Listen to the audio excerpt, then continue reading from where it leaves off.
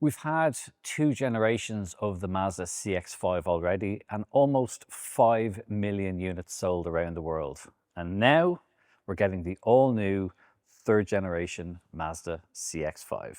We're going to run through everything on this video, show you the inside, the outside, and tell you everything you need to know. Let's start at the front. The design isn't a massive departure from the outgoing model. After all, Mazda's Kodo design philosophy began with the original CX-5.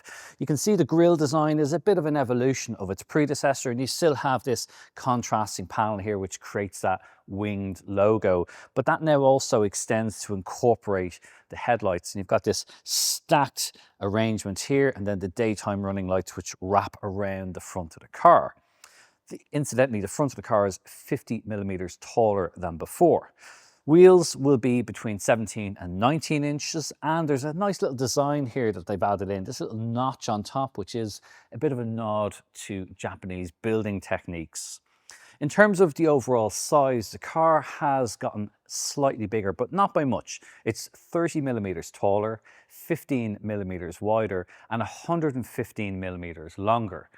Most of that difference comes in the wheelbase, which is the gap between the front wheel and the rear wheel, which equates in layman's terms to having more room inside, which benefits consumers.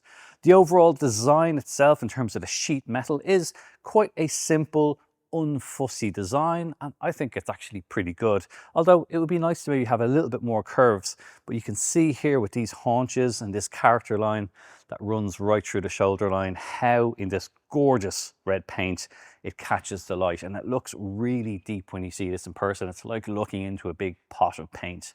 You've got no more chrome on the outside of the car. Instead, you've got this black window surround, and that's complemented by also black roof rails, and you have black wheels on certain models, while other versions will be available with a diamond cut finish.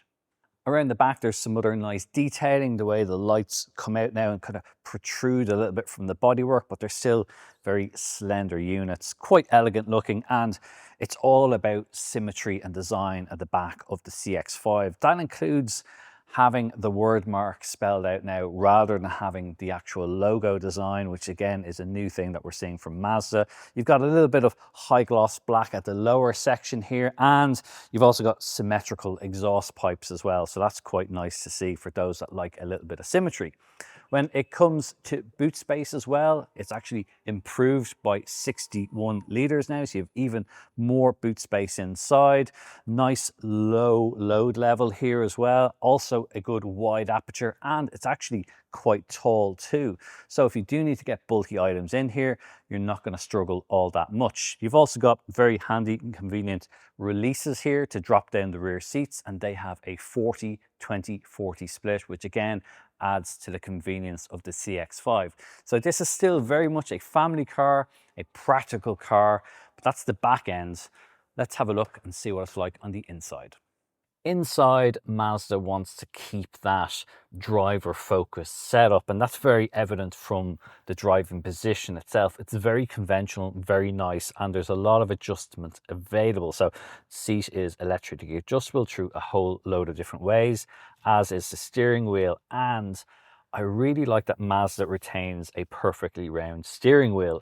And at a time when we get squarish ones and flat bottom ones, Mazda has stuck to the traditional way of giving us a perfectly round steering wheel. And there's a bit of a modern touch to it. It does have two panels with capacitive buttons, but you do have to really push and click, and there's a kind of a nice reassuring click from that as well. So in the past, we've criticized certain manufacturers for having overly sensitive capacitive buttons, but in this case, I think Mazda seems to have found a pretty good balance with this. So I like that. Also, it's very clearly laid out and it's very simple. So they've not tried to overly clutter the steering wheel with this, which is nice. Simple little round airbag unit here, and as you'll see, as with the back, there's now no longer a Mazda logo. It has the Mazda word mark on it, which is quite nice. And on top, you now have the kind of obligatory driver-facing camera, which is part of Mazda's overall safety suite of systems that are here. There's a 10.25-inch digital display in front, again, pretty standard these days. and that can be configured a number of different ways, but it's also supported on certain versions by a color head-up display, and that's actually quite a large setup as well. So all the main information such as navigation, your speed, is all projected right in front of you into your line of sight, which does make it safer. Other things in terms of visibility, these A-pillars actually don't seem to be particularly thick, and we'll have to really wait until we get out and drive this for the first time, but there doesn't seem to be a huge amount of blind spots here, which is quite good. The mirrors are a good size and they're set a little bit further back so you can still see the gap in between. Lots of nice little sensible touches, which is what we're used to seeing and experiencing from Mazda. You'll also see this large 15.6-inch touchscreen here. It's pretty sizable. This will be on the top spec versions. There will be a slightly smaller 12.9-inch display on other versions, which is still a large enough display in its own right. But this is quite an impressive unit. It will host all of the sort of Google-based systems now. So Mazda will have a partnership with Google, and that would include stuff like Google Maps, but also Google's Gemini digital assistant as well. So a lot of the stuff will be digitally assisted, voice assistants, things like that. And you'll have Android Auto and Apple CarPlay. So all of that will be on this display as well, and that looks quite premium as well, and it's actually got a slightly matte finish as well on it, which is nice. So it should be pretty free from fingerprints. Now, the one thing you will see is that there's very little physical buttons in here. Mazda has put stuff like the air conditioning and climate settings all across here on the bottom, but you will be able to always access these regardless of what's on the screen. So it's a little bit of a balance. We always like to have proper tactile physical buttons for things. We call them kind of blind touches, like your volume, your temperature. You should be able to do that on the go, but maybe with Google's Gemini, it will also be an improved digital voice assistant as well, which will be able to operate various things within the car. You do get some physical buttons. You get the demisting for your front and rear windows, and the obligatory required hazard button is there as well. What else do you get? Well, you've got nicely styled air vents in here. You've got 2 cup holders, a traditional automatic gear selector. There's no buttons and toggles. They've stuck with the traditional thing. And you've got a relatively wide center console here. You've got an electronic handbrake, and you've got more storage space underneath the armrest, and a wireless charger as well, and a fairly decent sized glove box. There's also a panoramic sunroof. It's not a full glass roof like we see in some cars, but still it's enough to provide a little bit of extra light for those sitting in the back. Speaking of sitting in the back, let's go and see what it's like back there. If you're sitting in the back of the CX-5, you've got a lot more room than you had before. It's actually quite noticeable. So I'm of fairly average height. I'm 5'9", and I've got a lot of extra headroom there, even with this panoramic glass roof. And I've got lots of space here. So this driving seat is set up for my normal driving position, and I've loads of room here to stretch out. Look at how much knee room I have here, loads of space. And I also quite like that this seat in front is high enough that I can get my feet comfortably in underneath the seat in front and really stretch out if I want to on a long journey. So that is very, very nice to see.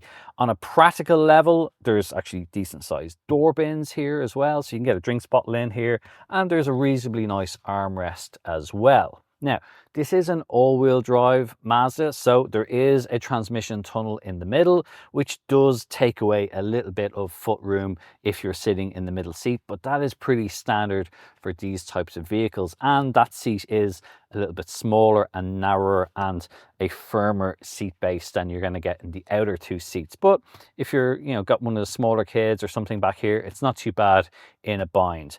You do have vents here in the middle. You've got both outer heated rear seats on this particular spec that will be model dependent, and you've got 2 USB-C ports as well.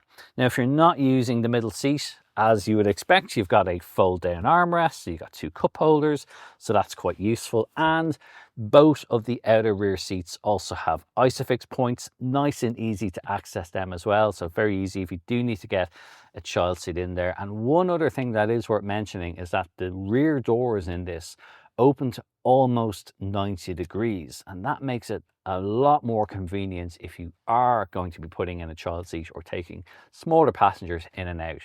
Being able to open that door that wide, provided somebody hasn't inconveniently parked too close next to you, is a big plus for parents as well.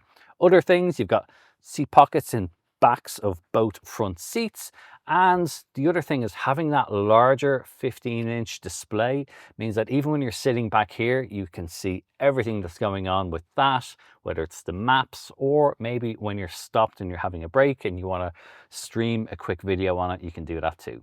From launch, the CX-5 will be available with Mazda's 2.5 Skyactiv-G engine. It's got a mild hybrid system. It's 2.5 litre petrol engine designed to be as efficient as possible. So although you might see that having quite a high capacity, it's designed to be more efficient and get the best amount of power and fuel economy from its operation. It'll be available with a 6-speed automatic transmission as standard, and in time Mazda will also add further engines, including a full hybrid system. So that's our first look around the all-new Mazda CX-5. If you want to know more about it, head over to our website. It's CompleteCar.ie. You'll find it linked in the description below, and it's a great resource for finding your next new car, as well as keeping up with all the latest car news. We'd also love to know what you think about Mazda's new SUV, so get involved in the comments and tell us what you think.